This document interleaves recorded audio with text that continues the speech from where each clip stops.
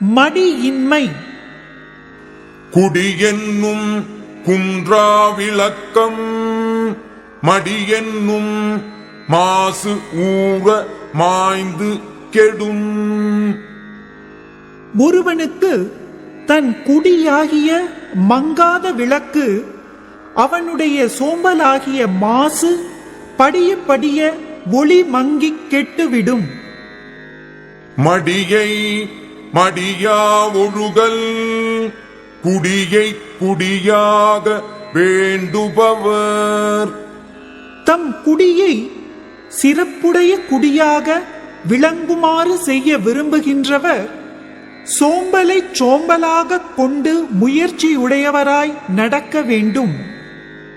மடி மடிக்கொண்டு ஒழுகும் பேதை பிறந்த குடி மடியும் தன்னினும் முந்து.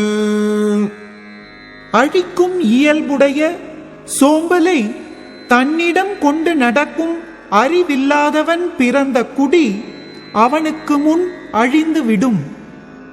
குடி மடிந்து குற்றம் பெருகும் மடி மடிந்து மாண்ட உஞற்று இளவர்க்கு. சோம்பலில் அகப்பட்டு சிறந்த முயற்சி இல்லாதவராய் வாழ்கின்றவர்க்கு குடியின் பெருமை அழிந்து குற்றம் பெருகும்.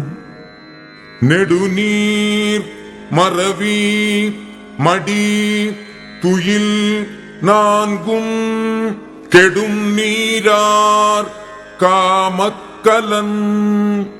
காலம் நீட்டித்தல், மறதி, சோம்பல், அளவு மீறிய தூக்கம் ஆகிய இந்நான்கும் கெடுகின்ற இயல்புடையவர் விரும்பி ஏறும் மரக்கலமாகும். படியுடையார் பற்று அமைந்த கண்ணும் மடியுடையார் மாண்பயன் எய்தல் அரிது. நாட்டை ஆளும் தலைவருடைய உறவு தானே வந்து சேர்ந்தாலும் சோம்பல் உடையவர் சிறந்த பயனை அடைய முடியாது. இடி புரிந்து எள்ளும் சொல் கேட்பர் மடி புரிந்து மாண்ட உஞற்று இளவர்க்கு. சோம்பலை விரும்பி மேற்கொண்டு சிறந்த முயற்சி இல்லாதவராய் வாழ்கின்றவர் பிறர் இடித்து கூறி இகழ்கின்ற சொல்லை கேட்கும் நிலைமை அடைவர். மடிமை குடிமை கண் தங்கின் தன் உன்னாக்கு அடிமை புகுத்திவிடும்.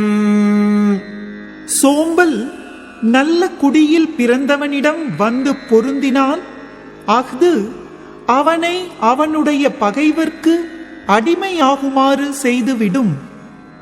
குடி ஆண்மையுள் வந்த குற்றம் ஒருவன் மடி ஆண்மை மாற்றக் கெடும். ஒருவன் சோம்பலை ஆளும் தன்மையை மாற்றிவிட்டால் அவனுடைய குடியிலும் ஆண்மையிலும் வந்த குற்றம் தீர்ந்துவிடும். மடி இலா மன்னவன் எய்தும் அடி அளந்தான் தாயது எல்லாம் ஒருங்கு. அடியால் உலகத்தை அளந்த கடவுள் தாவிய பரப்பு எல்லாவற்றையும் சோம்பல் இல்லாத அரசன் ஒரு சேர அடைவான்.